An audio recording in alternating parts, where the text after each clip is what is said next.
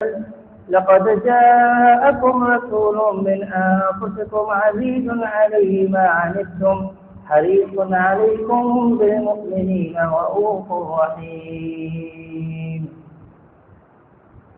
ہر قسم کی تعریف و بڑائی، کبریائی، حمد و ثنا اللہ احکم الحاکمین کے لیے، جو ہم سب کا خالق و مالک ہے، اور بے شمار درود و سلام اللہ کے پیارے نبی محمد مصطفیٰ صلی اللہ علیہ وآلہ وسلم کے لیے۔ اللہ کی کروڑ رحمتیں ہو، برکتیں ہو اس کے ہر نیک بندے اور ہر نیک بندی پر۔ محترم سامعین و سامعات، رسول اللہ صلی اللہ علیہ وسلم نے فرمایا، اللہ تبارک و تعالی ایسے شخص سے بہت ہی محبت کرتا ہے جو کوئی چیز بیچتا ہے تو اس میں بھی اس کا لہجہ، اس کا رویہ اچھا ہوتا ہے، اور جب کوئی چیز خریدتا ہے اس وقت بھی اس کا لہجہ اور رویہ اچھا ہوتا ہے۔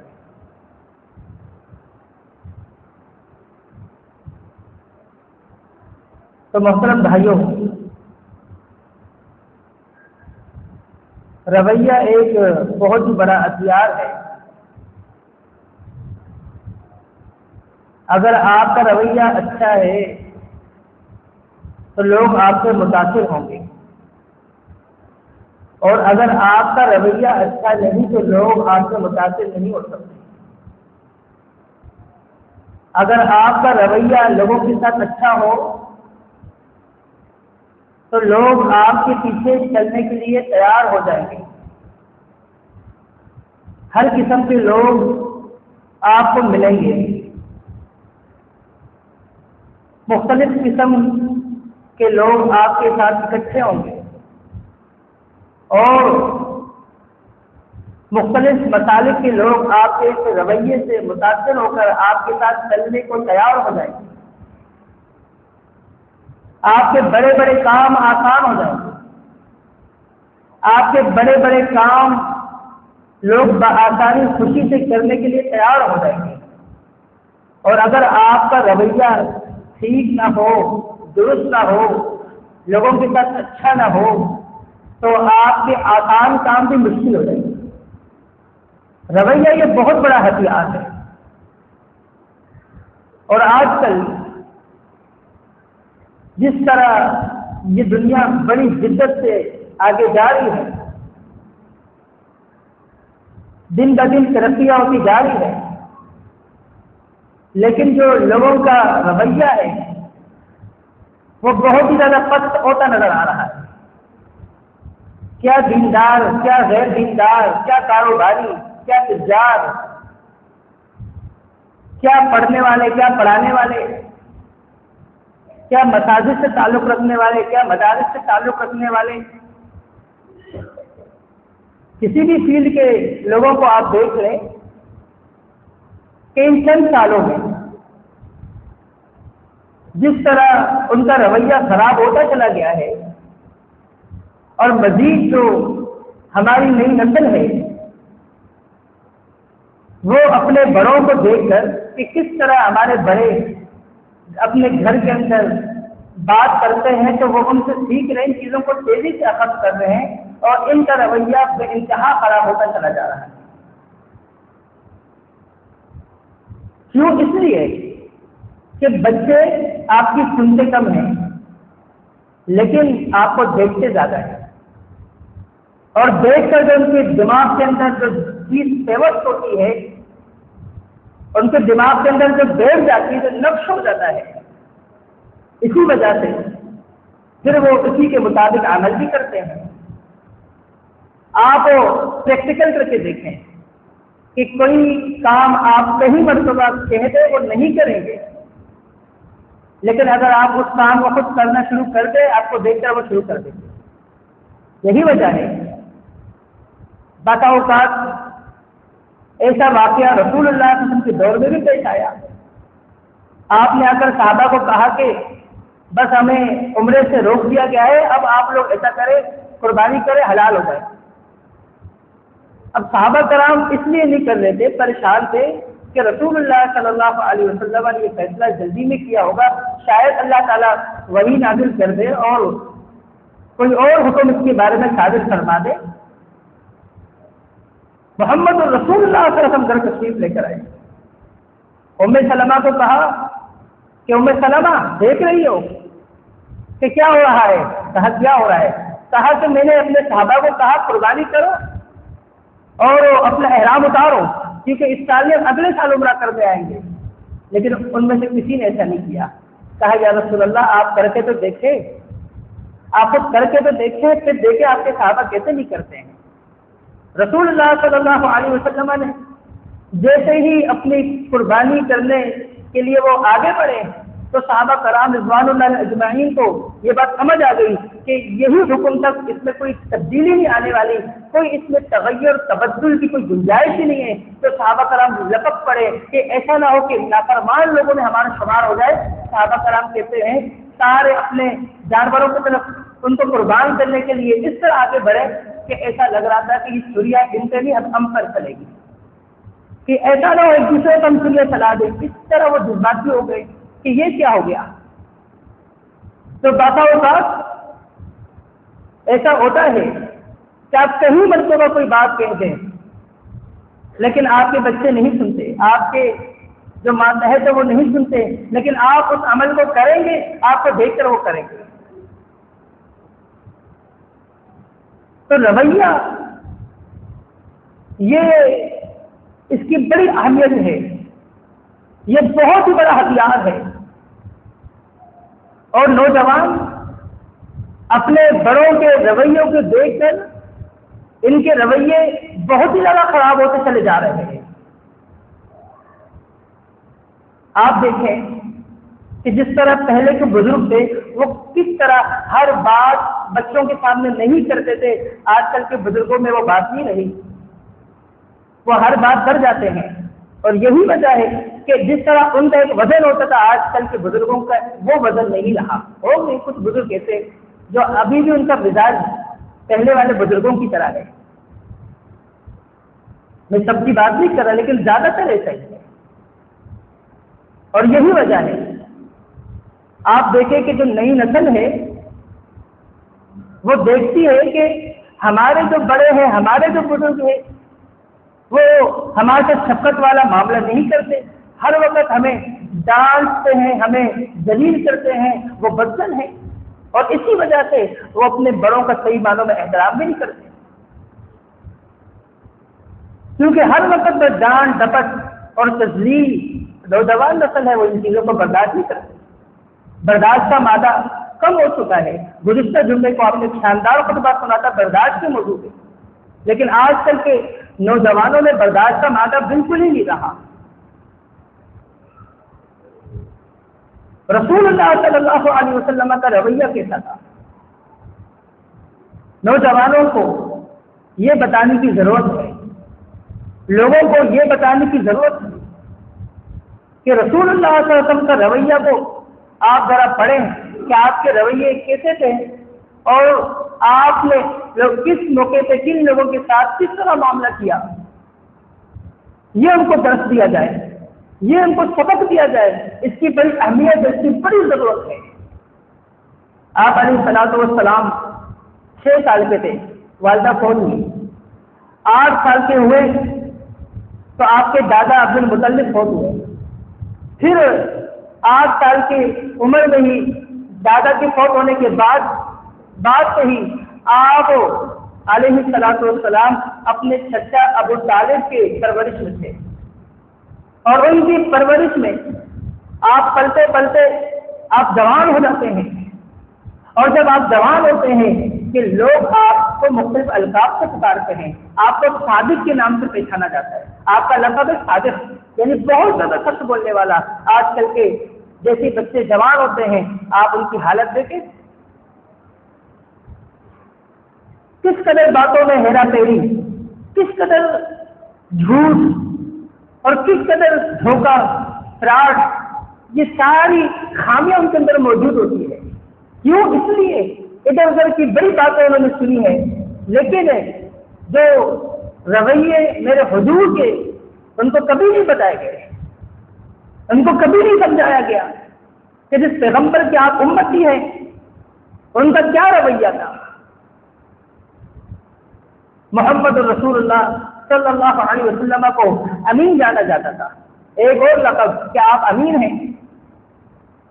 جب حجر اسود کا تنازع پیش آیا اور جب یہ فیصلہ ہو گیا کہ کل صبح جو سب سے پہلے یہاں آئے گا تو وہی اس حجر اسود کو اٹھا کر اس کی جگہ پر نصب کرے گا، اور جیسے ہی صبح لوگوں نے دیکھا کہ کوئی اور بھی محمد آ رہا ہے، انہوں نے آوازیں لگانا شروع کر دی، خوشی سے کہنے لگے آج امین اور رضی اللہ ہوں، یہ تو امین ہم سب سے راضی ہیں، ہمیں کوئی تنازع نہیں رہا، ہم سب راضی ہو گئے. کیوں؟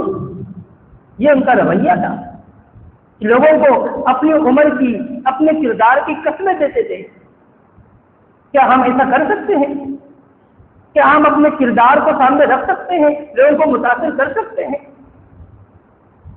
محمد رسول اللہ صلی اللہ علیہ وسلم اب جوان ہیں، اور جوانی کے اندر آپ دیکھیں کس قدر محنت کر رہے ہیں. ایک خاتون ہے اور اس خاتون کا نام ختیجہ ہے رضی اللہ عنہا، اور اس کا کاروبار ہے، وہ بیوہ خاتون تھی، اس کا خاوند فوت ہو چکا تھا. اب وہ خاتون کاروبار کرنے والی ہے، وہ خاتون تاجر ہے، اور اس کا سامان جو ہے ملک شام میں امپورٹ بھی ہوتا ہے، ایکسپورٹ بھی ہوتا ہے، اور اس کو ایماندار لوگوں کی ضرورت ہے. کام کرنے کے لیے اچھے ایماندار کی ہر دور کے اندر ایک ویلیو تھی، آج بھی بڑی ویلیو ہے. مارکیٹ میں ایماندار شخص کی بڑی ویلیو ہے. محمد رسول اللہ صلی اللہ علیہ وسلم مل جاتے ہیں. محمد رسول اللہ صلی اللہ علیہ وسلم ان کا سامان لے جاتے ہیں اور ملک شام میں لے جا کر، اور وہاں پر وہاں سے واپسی آ کر، اور جو ایمانداری کا وہ مظاہرہ کرتے ہیں وہ بہت زیادہ متاثر ہوتی ہے. اتنا متاثر ہوتی ہے، اب ایک بیوہ کو کس چیز کی ضرورت ہوتی ہے؟ سہارا کا، کہ کوئی ایماندار شخص ہو، کوئی اچھا شخص ہو کہ میرے جو خاوند فوت ہوئے ہیں ان کے جو بچے ہیں وہ مجھے بھی سنبھالے، ان کو بھی سنبھالے، ان کو بھی اپنا بچہ سمجھے. اب ہر بیوہ کو وہ ایک ایماندار اور اچھے انسان کی ضرورت ہوتی ہے. تو انہوں نے فوراً موقع کو دیکھ کر نکاح کا پیغام بھیجا. محمد رسول اللہ صلی اللہ علیہ وسلم نے مشورہ کرنے کے بعد اپنے بڑوں سے مشورہ کر آپ نے اس کے ساتھ نکاح کرنے کی رضامندی کو ظاہر کیا اور آپ نے نکاح کیا. اب آپ اندازہ لگائیں، وہ لوگ جو دوسری شادی کی رٹ لگانے والے، وہ لوگ جو تیسری شادی کی رٹ لگانے والے ہیں، اور دوسری اور تیسری اور چھوٹی شادی کے لیے جو وہ کواریاں ڈھونڈ رہی ہوتی ہیں، محمد رسول اللہ صلی اللہ علیہ وسلم نے پہلی شادی کی بیوہ سے کی. محمد رسول اللہ صلی اللہ علیہ وسلم کی عمر 25 سال ہے اور خاتون کی عمر 40 سال ہے. عمر میں کتنا فرق ہے، کتنا بڑا فرق ہے رسول اللہ صلی اللہ علیہ وسلم کے عمر میں اور خاتون کے عمر میں. آپ ایماندار، آپ صادق، آپ امین، آپ خوبصورت، آپ جوان، آپ ادب نسب والے، آپ کسی بھی قبیلے کی کسی بھی لڑکی کا انتخاب کرتے تو کوئی منع نہیں کرتا. لیکن آپ نے دیکھا کہ وہ ایک تاجر ہے اور وہ ایک بیوہ ہے، اس کے بچے ہیں، انہوں نے آفر کی ہے، آپ نے مشورہ کیا، اور جب آپ کو سمجھ ہے اسی میں خیر ہے، آپ اس کے سہارا بن گئے، آپ اس کے سہارا بن گئے. یہ محمد رسول اللہ صلی اللہ علیہ وسلم کا رویہ تھا کہ آپ نے یہ بھی نہیں دیکھا کہ میں بالکل کنوارا ہوں، میری 25 سال عمر ہے، وہ تو شادی شدہ ہے، اس کے بچے بھی ہیں میرے خاوند سے، اس کی عمر 40 سال ہے. اور آج کل کتنی بیوائیں موجود ہیں، ان کے بچے رل رہے ہیں، ان کو کوئی وہ گھروں میں جا کے کوئی کام کرتی ہے، اور کوئی بیوہ ایسی ہے گھروں میں کام کرنے کی بھی لائق نہیں ہے. کچھ کو کہیں کام ملتا ہے، بہت سارے کو کام نہیں ملتا، اور لیکن ان کو کوئی ان کی طرف کسی کی نظر نہیں. نظر ہے وہ لوگ جن کو اللہ نے استطاعت دی ہے ایک سے زائد شادی کرنے کی، ان کی نظر کنواری لڑکیوں پہ ہوتی ہے. وہ कुंवारी लड़कियां चाहते हैं और बहाना क्या बनाते हैं, एक से ज्यादा शादी करना सुन्नत रसूल है। अल्लाह के बंदे शादी का जो अंदाज है वो भी तो आप देखें वो क्या था। कुंवारी लड़कियों के लिए कुंवारे लड़के बहुत मिल जाएंगे, लेकिन ये तलाक याफ्ता, ये खुला याफ्ता, ये बेवा, इनका सहारा कौन बनेगा, इनका इंतखाब कौन करेगा। लक़द कान लकुम फ़ी रसूलिल्लाहि उस्वतुन हसना, सिर्फ इसका ताल्लुक सिर्फ निकाह से एक से ज्यादा शादी मोहम्मद रसूलुल्लाह ने की तो हम की करेंगे। मोहम्मद रसूलुल्लाह ने पहली शादी की है बेवा से। मोहम्मद रसूलुल्लाह की बीवियां, उनमें से कितनी कवारियां थी, एक ही कवारी थी, लेकिन जहां अपने मतलब का मिलता है वो ले लेते हैं, जहां जो है समझ नहीं आ रहा होता है, बस सिर्फ ये है कि दीन को अपने मफाद के लिए इस्तेमाल करना है, और जहां कुछ मिल रहा हो उससे फायदा हो रहा हो तो बस उसको वहां पर दीन का नाम देकर बस अपना काम निकलवाना है। ये अवध परस्ती है, इससे ज्यादा कुछ भी नहीं है। अगर वाकई में किसी को अल्लाह ने इस्तिताअत दी है तो ठीक है, वो कोशिश करे। बहुत सारी बेवाएं हैं, वो चाहती है कि वो परेशान है अपने घरों के अंदर, भाई वो अपने बच्चों को पाले या उसके बेवा और उसके बच्चों को पाले, वो परेशान है बहुत ज्यादा। अगर जिसे अल्लाह ने इस्तिताअत दी है वो करना चाहे तो ऐसे औरतों का इंतखाब करें। खुला याफ्ता औरतें हैं, तलाक याफ्ता औरतें हैं, ऐसी भी औरतें हैं जिन्हें 6 महीने नहीं गुजरे खावन फौत हो गया, उनका क्या कसूर है, वो पूरी जिंदगी बैठी हुई है, पूरी जिंदगी मोहताज, पूरी जिंदगी परेशान है। वो रसूलुल्लाह सल्लल्लाहु अलैहि वसल्लम का ताल्लुक बेवाओं के साथ वो किस तरह था आपने सुन लिया। आप अलैहिस्सलातु वस्सलाम का रवैया बेवाओं के साथ किस तरह था वो आपने सुन लिया। रसूलुल्लाह सल्लल्लाहु अलैहि वसल्लम का रवैया लोगों के साथ किस तरह था। आपको 15 साल गुजर जाते हैं, आपकी उम्र हो जाती है 40 साल, आपकी शादी हुई, आपकी उम्र 25 साल की, फिर 15 साल गुजर जाते हैं, आपकी उम्र हो जाती है 40 साल। 40 साल की उम्र में गार हिरा में आपको नबूवत मिलती है, और नबूवत जो वहां आपको मिलती है वहां जिब्रील से मुलाकात होती है, आप परेशान होते हैं, आप परेशान होकर घर आ जाते हैं। जम्बिलूनी, कंबल उड़ा दो, कंबल उड़ा दो, क्या परेशानी है। खदीजा बिन्त खुवैलिद देवी पूछती है मसला क्या है। जब वो सब कपाहट खत्म हो जाती है, वो मसला सामने रख देती है, वो बताती है आपको नहीं पता कि मेरे साथ क्या मामला हुआ। क्या मामला हुआ है बता देते हैं कि मेरे साथ मामला ये हुआ कि जिब्रील अलैहिस्सलाम मेरे पास आए, जिब्रील मेरे पास आए, और अब मुझे तो डर लगने लगा है कि ऐसा ना हो कि मेरी जान चली जाए, मुझे खौफ महसूस हो रहा है। अब जाहिर है कि एक वो जिसको पहली मर्तबा जिब्रील एक फरिश्ता उससे मुलाकात वो कर रहा है, परेशान तो होंगे वो। कोई आम सा बंदा किसी बड़े बड़े बालों वाले किसी खातून को देखे वो वहीं गिर जाता है कि ये क्या, मैंने तो फ्रेड को देखा है, तो वो अच्छा खट्टा नौजवान में गिर जाता है। मोहम्मद रसूलुल्लाह सल्लल्लाहु अलैहि वसल्लम की उम्र 40 साल है, गार के अंदर तन्हाई के अंदर मुलाकात करने वाला फरिश्ता जिब्रील अलैहिस्सलाम फरिश्तों का सरदार आ रहा है, तो आप परेशान हो गए, उनसे मिलकर आपको बुखार हो गया, आप परेशान हुए।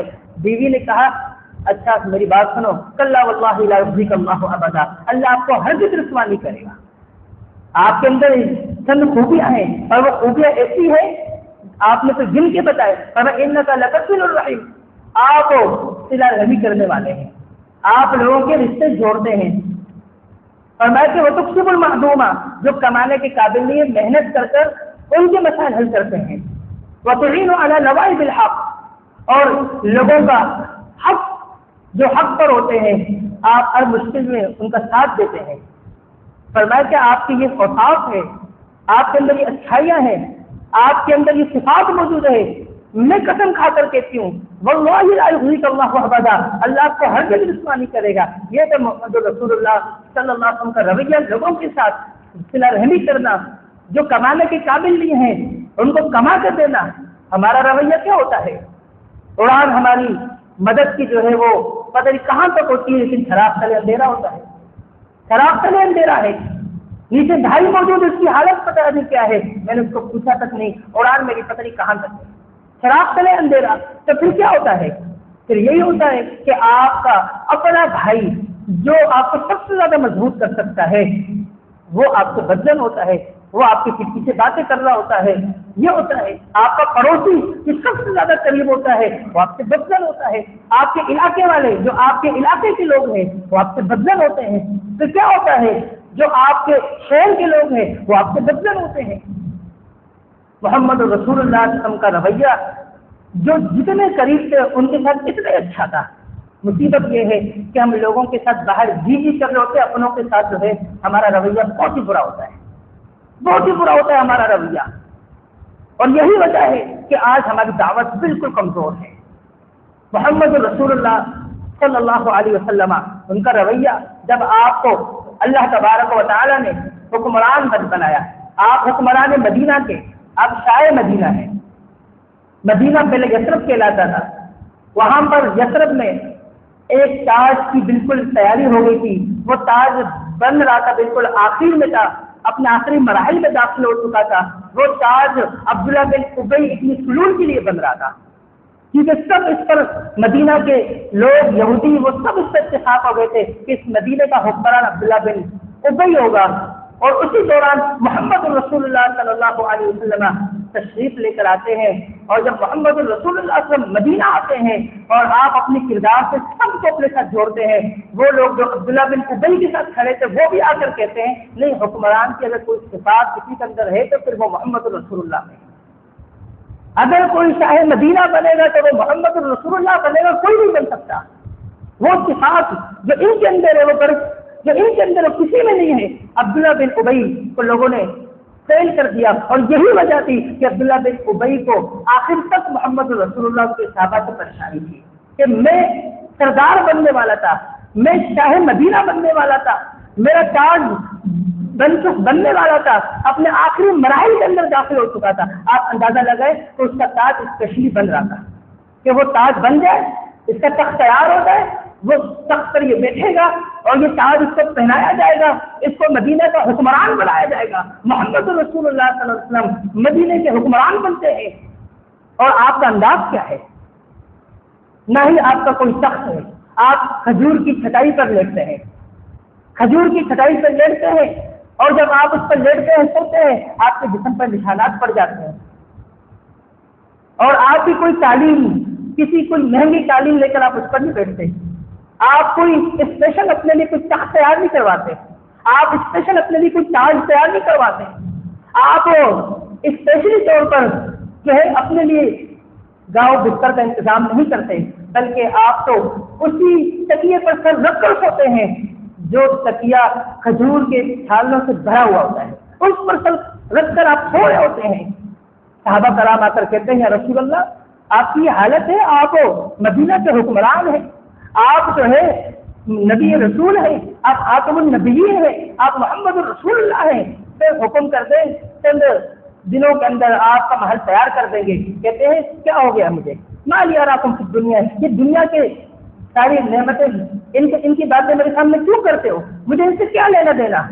کہتے ہیں فرمایا کہ میری مثال تو کراکبن استظل تحت شجرہ، میری مثال تو مسافر کی طرح ہے جو تھوڑی دیر کے لیے درخت کے نیچے چھاؤں میں بیٹھ جاتا ہے۔ بات یہ جو دنیا ہے بس تھوڑی دیر کے لیے میں آیا ہوں، چند سانسیں لینے کے لیے یہاں سے چلے جانا ہے، تو اس کی لیے تیاریاں کیوں؟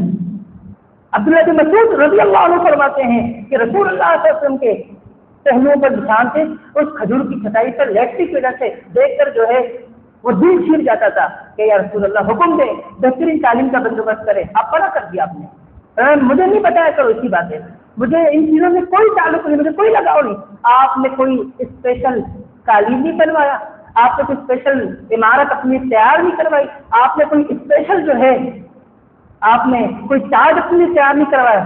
ہاں ایک خاتون نے آ کر آپ سے یہ کہا تھا یا رسول اللہ میں یہ چاہتی ہوں کہ آپ جہاں فتویٰ دیتے ہیں تو وہاں ایک لکڑی کا کوئی ممبر جسے کہا جاتا ہے تو اس کا انتظام میرے ذمہ ہو، میں وہ بنا کے دوں گی۔ محمد رسول اللہ کو یہ آئیڈیا پسند آیا۔ محمد رسول اللہ نے فرمایا کہ جاؤ اس خاتون کو میرا پیغام پہنچاؤ کہ جو آپ نے مجھے آفر کی تھی میں اسے قبول کرتا ہوں۔ اور وہ خاتون گابا کے درختوں میں جنگل میں درخت جو ہوتے ہیں تو ان میں سے لکڑیاں کاٹ کر اور کٹوا کر اپنے غلام سے رسول اللہ صلی اللہ علیہ وسلم کے لیے ممبر تیار کروا کر وہاں مسجد نبوی میں اس کو بھجوا دیتی ہے اور وہاں مسجد نبوی کے اندر وہ ممبر رکھا جاتا ہے اور محمد رسول اللہ صلی اللہ علیہ وسلم وہاں ہفتے میں ایک دن خطبہ دیتے ہیں جس کو جمعہ خطبہ کہا جاتا ہے، وہ آپ کا ممبر ہے، بس کوئی اسپیشل شخص نہیں ہے آپ کا، یہ آپ کا رویہ ہے لوگوں کے ساتھ، کتنا بہترین رویہ ہے۔ اور مجھے اور آپ کو تھوڑا سا کیا اگر ہماری اسکیل بڑھ جائے تو ہمارے تو رویے چینج ہو جاتے ہیں، تھوڑی سی اگر ہمیں اونچائی کی طرف اڑان اگر ہماری اوپر کی طرف ہو جائے تو پھر ہم اپنے سے لوگوں کو نیچے کمتر سمجھ رہے ہوتے ہیں۔ وہ لوگ جن کے ساتھ ہم اٹھتے بیٹھتے تھے ہم ان کی طرف دیکھنا پسند نہیں کرتے، پھر ہم کہتے ہیں نہیں یہ فطری عمل ہے، کیونکہ جب عہدہ چینج ہوتا ہے تو پھر رویہ چینج ہو جاتا ہے۔ محمد رسول اللہ صلی اللہ علیہ وسلم کا رویہ چینج نہیں ہوا، آپ علیہ السلام کا رویہ چینج نہیں ہوا، آپ علیہ السلام کا انداز نہیں بدلا، آپ علیہ السلام کا کتنا بڑا مقام ہے، اور آپ علیہ السلام کا رویہ دیکھیں کتنا بہترین رویہ ہے۔ محمد رسول اللہ صلی اللہ علیہ وسلم پہ قربان جاؤں، صحیح بخاری صحیح مسلم میں بھی حدیث موجود ہے، اور یہ واقعہ صحیح مسلم میں ہے، بخاری میں بھی ہے، مسلم میں یہ الفاظ موجود۔ صلح حدیبیہ کے ٹائم پہ، صلح حدیبیہ کے ٹائم پر صحابہ کرام رضوان اللہ علیہم اجمعین نہیں مان رہے محمد رسول اللہ راضی ہیں، صحابہ کرام لڑنا چاہتے، محمد رسول اللہ لڑنا نہیں چاہتے، اللہ بھی لڑوانا نہیں چاہتا، محمد رسول اللہ صلی اللہ علیہ وسلم صلح پر راضی ہوتے ہیں، مشرکین کی طرف سے سہیل بن عمر آتا ہے تو آپ حضرت علی کو کہتے ہیں آپ دیکھیں کہ ٹھیک ہے یہ جو ہے جو صلح نامہ ہے لکھا جا رہا ہے یہ محمد رسول اللہ کی طرف سے مشرکین مکہ کی طرف۔ سہیل بن عمر ناراض ہو جاتا ہے، سہیل بن عمر کہتا ہے محمد یہ بتاؤ اگر ہم آپ کو رسول مانتے تو لڑائی کس بات کہ ہم آپ کو رسول ہی نہیں مانتے، جب ہم آپ کو رسول تسلیم نہیں کرتے تو یہاں کیوں لکھوا رہے ہو؟ کہا علی یہ لفظ ہٹاؤ، وہ لکھ چکے تھے، انہوں نے کہا اللہ کی قسم نہیں مٹھا سکتا میں، آپ اللہ کے رسول ہیں میں نہیں مٹھاؤں گا، کہا لاؤ کہاں لکھا ہوا مجھے بتاؤ میں اس کو مٹاؤں، آپ نے خود مٹا دیا۔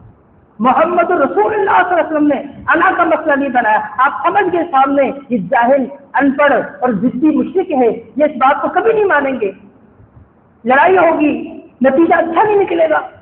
اور آج انا کا مسئلہ بھائی بھائی کے ساتھ انا کا مسئلہ ہے، بہن سے بہن کے ساتھ انا کا مسئلہ، بہن ایک بہن اگر تھوڑی سی اچھی ہو کیونکہ اس کو اللہ نے ایک اچھا شوہر عطا کر دیا تو وہ ایک بہن جو اچھی ہے اس کے اولاد اچھے ہیں وہ اپنے سے کمتر جو اس کی اپنی بہن ہے ان کو کمتر سمجھے گی، اس کے اولادوں کو کمتر سمجھے گی۔ ایک بھائی 4 میں سے 5 ہے، 5 میں سے 1 یا 2 اچھے ہوں یا 3 ہے، 3 میں سے 1 اچھا ہو، وہ اپنے دوسروں کو کچھ نہیں سمجھے گا، ان کے بچوں کو کچھ نہیں سمجھے گا، اپنے بچوں کو ان کے مقابلے میں کچھ نہیں سمجھے گا۔